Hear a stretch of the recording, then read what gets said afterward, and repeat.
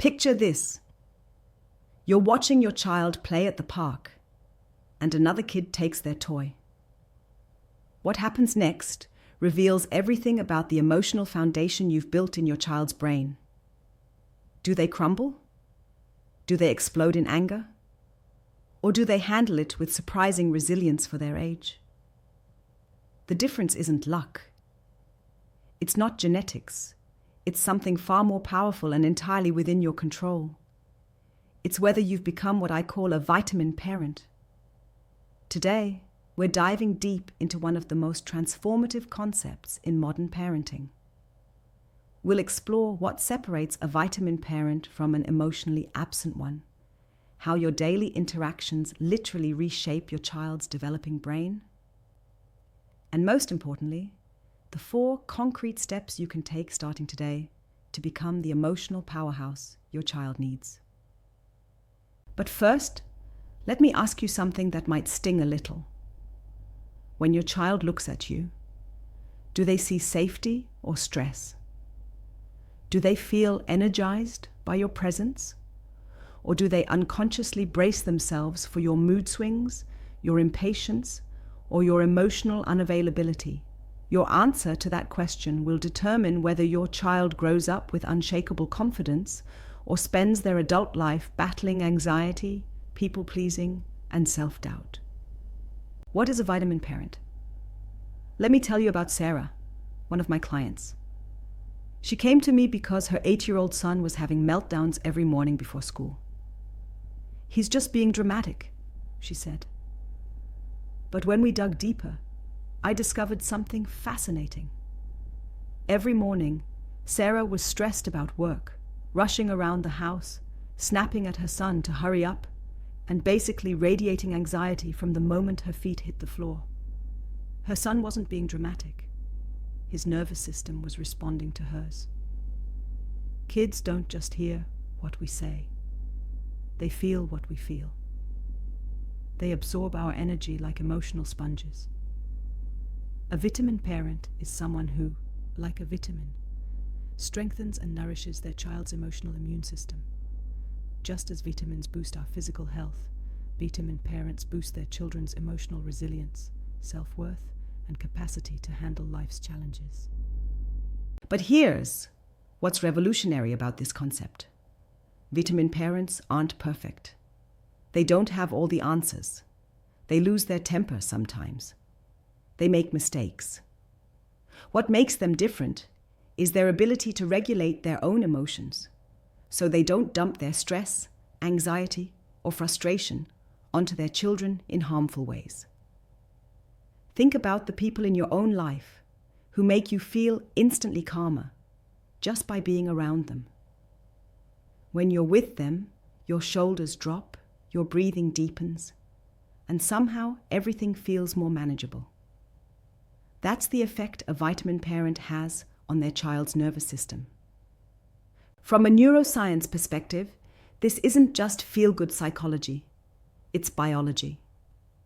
When children feel safe and regulated around their parents, their brains release oxytocin, the bonding hormone that promotes feelings of safety and connection. Their cortisol levels, the stress hormone, drop. Their prefrontal cortex, the part of the brain responsible for emotional regulation and decision-making, develops more robustly. On the flip side, children who grow up with emotionally volatile or emotionally absent parents develop what we call a dysregulated nervous system. Their brains learn to exist in a constant state of alert, always scanning for danger, always waiting for the other shoe to drop. These children often struggle with anxiety, have difficulty trusting others, and battle with self-worth issues well into adulthood. Now, before you start spiraling into parent guilt, let me be crystal clear about something. Becoming a vitamin parent isn't about being perfect. It's not about never having bad days or never feeling overwhelmed. It's about developing the emotional tools to handle your own stuff so it doesn't become your child's stuff. The 4 pillars of vitamin parenting. Let me walk you through the 4 fundamental pillars that transform ordinary parents into vitamin parents. These aren't theoretical concepts. They're practical, science-backed strategies that you can implement starting today. Pillar 1. Radical presence. We live in the age of distraction. Between work emails, social media notifications, and the endless mental to-do lists running through our heads, being truly present has become almost revolutionary. But here's what most parents don't realize. Partial attention is almost worse than no attention at all. When you're physically present but mentally elsewhere, children feel it. They sense the disconnection, and it chips away at their sense of worth. Radical presence means showing up with your whole self, even if it's just for 10 minutes. It means putting the phone down when your child wants to tell you about their day. It means looking them in the eye when they're speaking to you. It means asking follow-up questions that show you're genuinely interested in their world. I worked with a dad named Marcus, who complained that his daughter never talked to him anymore. When I observed their interactions, I noticed that every time she tried to engage him, he was scrolling through his phone or half watching TV. His body was there, but his attention was scattered across a dozen different things. We implemented what I call phone-free zones, specific times each day when all devices were put away and the focus was entirely on connection. Within 3 weeks, his daughter started opening up again. She began sharing stories from school, asking for his advice, and seeking him out for conversation. The magic wasn't in the quantity of time, it was in the quality of attention. Radical presence also means being emotionally available when your child is struggling. Instead of immediately trying to fix their problems or dismiss their feelings, vitamin parents create space for their children's emotions. They listen without judgment. They validate without necessarily agreeing. When your 5-year-old melts down because they can't find their favorite crayon, a vitamin parent doesn't say, "Stop crying, it's just a crayon." Instead, they might say, "You're really upset about that crayon. It sounds like it was special to you." This kind of presence teaches children that their emotions matter, that they're safe to feel whatever they're feeling, and that they don't have to navigate difficult emotions alone. Pillar 2. Emotional regulation. Mastery. Here's a hard truth. You cannot give your child emotional tools that you don't possess yourself. If you want to raise a child who can handle disappointment with grace, you need to model how to handle disappointment with grace. This is where many well-intentioned parents stumble. They focus so much on managing their child's behavior that they forget to manage their own emotional responses first. Let me paint you a picture. Your child spills juice all over your freshly mopped floor, and your first instinct is to explode. "Are you kidding me right now? I just cleaned that." In that moment, you're teaching your child that mistakes are catastrophic, that accidents deserve anger, and that love is conditional on perfect behavior. A vitamin parent in the same situation might feel the exact same frustration, but they've developed the tools to pause, breathe, and respond rather than react. They might say, "Oops, accidents happen. Let's clean this up together." The difference isn't that vitamin parents don't feel frustrated. It's that they've learned to regulate that frustration before it spills onto their child. Emotional regulation isn't about suppressing your emotions or pretending everything is fine when it's not. It's about developing the capacity to feel your emotions fully while choosing how to express them in ways that don't harm your child's developing sense of safety. Some practical strategies for emotional regulation include the pause and breathe technique. literally taking 3 deep breaths before responding to challenging behavior. There's the name it to tame it approach, where you acknowledge your emotion. I'm feeling really frustrated right now, so I'm going to take a moment to calm down before we talk about this. You can even involve your children in this process. Mommy is feeling overwhelmed right now. I need to take a few minutes to center myself, and then I'll be ready to help you with your homework. This transparency doesn't burden children. It empowers them. It shows them that emotions are normal and manageable, and it gives them a roadmap for handling their own big feelings. Pillar 3, building unshakable self-worth. The voice you use when speaking to your child becomes their inner voice. Think about that for a moment. The way you talk to them about their mistakes, their efforts, their personality, their struggles, all of that gets internalized and becomes the soundtrack of their self-talk for years to come. Traditional parenting often focuses on praising results. You're so smart. You're the best player on the team. You got an A. You're amazing. While these comments come from love, they accidentally teach children that their worth is tied to their performance. Vitamin parents understand the power of process-focused praise. Instead of, "You're so smart," they say, "I love how hard you worked on that math problem." Instead of, "You're the best artist," they say, "You put so much creativity and effort into that drawing." This shift might seem small, but it's revolutionary. Children who receive process-focused praise develop what psychologists call a growth mindset, the belief that abilities can be developed through effort and learning. Children who receive outcome-focused praise often develop a fixed mindset, the belief that abilities are static, which makes them afraid to take risks or face challenges. But building self-worth goes beyond praise. It's also about how we handle our children's mistakes and failures. When your child forgets their homework, spills something, or makes a poor choice, your response either builds their resilience or chips away at their confidence. A vitamin parent might say, "Everyone makes mistakes. What do you think we can do to solve this?" Instead of, "How could you be so careless?" They frame setbacks as learning opportunities rather than character flaws. I remember working with a mom whose 10-year-old was terrified of making mistakes. The child would erase homework answers over and over, sometimes creating holes in the paper, because they were so afraid of being wrong.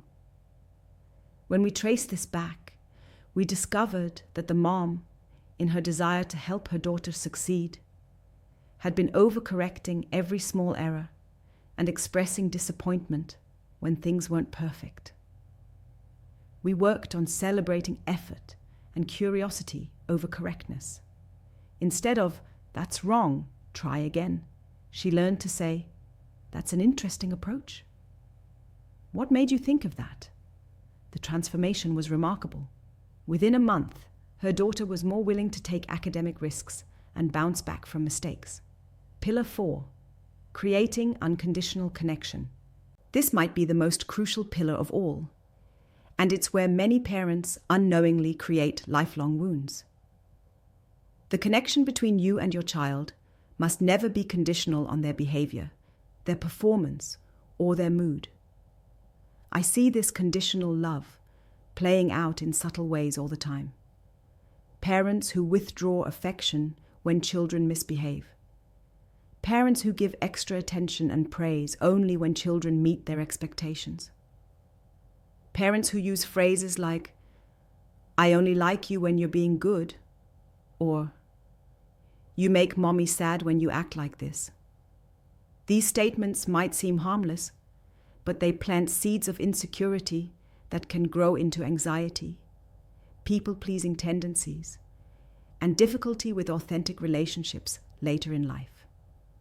Unconditional connection means your child knows, without a doubt, that your love for them is steady and unchanging, regardless of their behavior. It means they never have to earn your affection or worry about losing it. This doesn't mean you don't have boundaries or consequences. It means you can address behavior without attacking their character or threatening the relationship. I love you, and I don't like this behavior is very different from you're being bad, or I don't want to be around you when you act like this. Creating unconditional connection also means showing up for your child's emotional world, even when it's inconvenient or uncomfortable. When your child is angry, sad, scared, or frustrated, that's when they need you most, not when they're happy and easy to be around. I worked with a family where the parents prided themselves on their well-behaved children. But when I dug deeper, I discovered that the children had learned to suppress any negative emotions because they sensed their parents' discomfort with anything that wasn't positive. These kids looked perfect on the outside, but they were developing anxiety and struggling to form close friendships because they didn't know how to be authentic about their feelings. We worked on helping the parents stay present and connected, even when their children expressed difficult emotions. Instead of trying to quickly fix or dismiss their children's feelings, they learned to sit with them, validate them, and help their children process them. The neuroscience behind vitamin parenting. Now let's talk about what's happening in your child's brain when you implement these principles. This isn't just about creating a nice family dynamic. You're literally shaping the architecture of your child's developing brain. During childhood, the brain is incredibly malleable. Every interaction your child has with you is building neural pathways that will influence how they perceive themselves, how they handle stress, how they form relationships, and how they navigate challenges for the rest of their lives. When children feel safe, seen, and supported by their parents, their brains develop what neuroscientists call secure attachment patterns. These children grow up with robust emotional regulation skills, better stress management, stronger relationships, and higher resilience in the face of adversity. When children experience chronic stress, inconsistent emotional support, or conditional love, their developing brains adapt by becoming hypervigilant. They develop what's called an anxious attachment style, which often leads to people-pleasing, difficulty trusting others, and a persistent sense that they need to earn love and approval. The beautiful thing about understanding this science is that it removes the guesswork from parenting. You don't have to wonder whether your approach is working. You can literally see it in your child's behavior, their emotional regulation, their willingness to come to you when they're struggling, and their overall sense of security in the world. Overcoming your own childhood programming. Here's where things get real.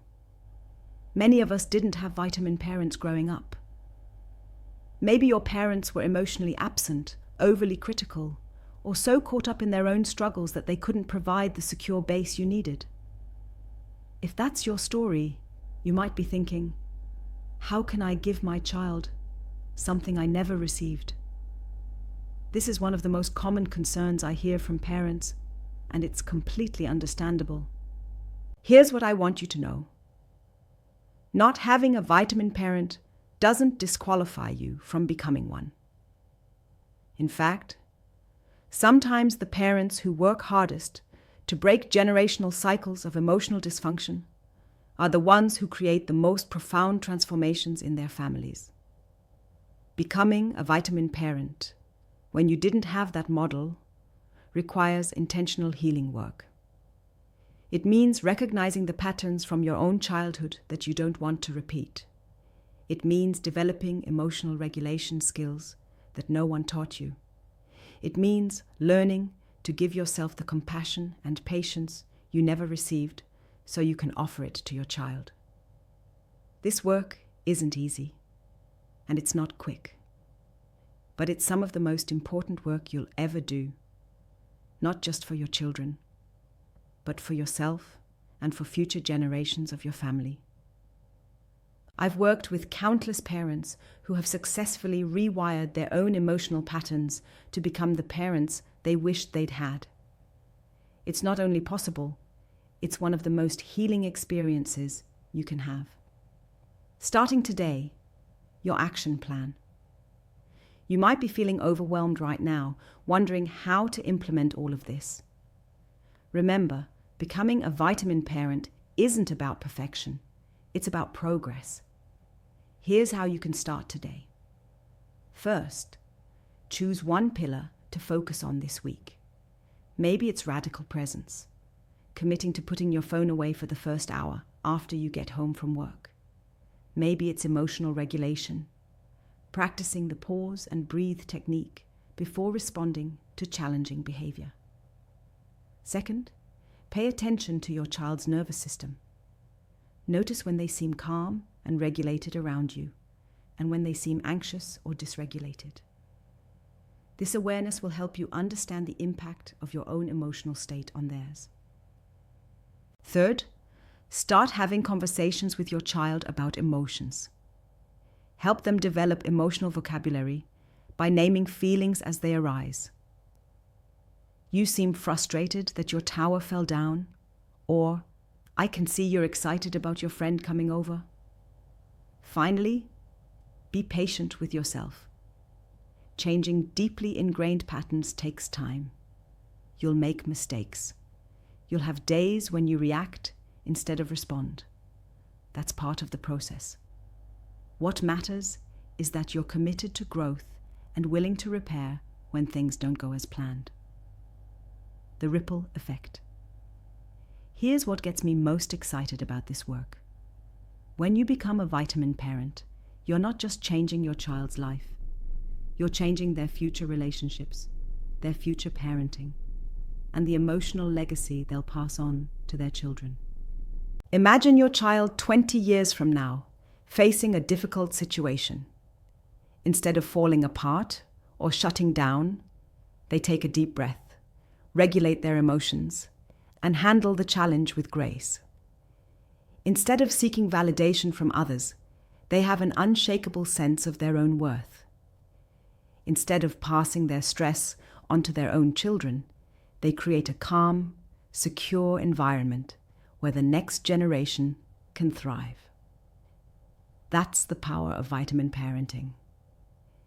It's not just about raising happy kids. It's about breaking cycles, healing generational patterns, and creating a legacy of emotional strength that will impact your family for generations to come. Your child doesn't need a perfect parent. They need a present parent. They need a parent who's willing to grow, to learn, to heal, and to show up with love even on the hard days. They need you, not a perfect version of you, but the real, imperfect, beautifully human you, who's committed to being their safe harbor in an often chaotic world. The journey of becoming a vitamin parent starts with a single decision. The decision to prioritize your child's emotional well-being and your own emotional growth. From there, every small step you take toward presence, regulation, building their self-worth, and creating unconditional connection is a gift that will keep giving throughout their entire life. Your influence as a parent is more profound than you realize. In a world that often feels uncertain and overwhelming, you have the power to be your child's constant, their source of safety, their foundation of love, and their greatest champion. There's no more important work than that.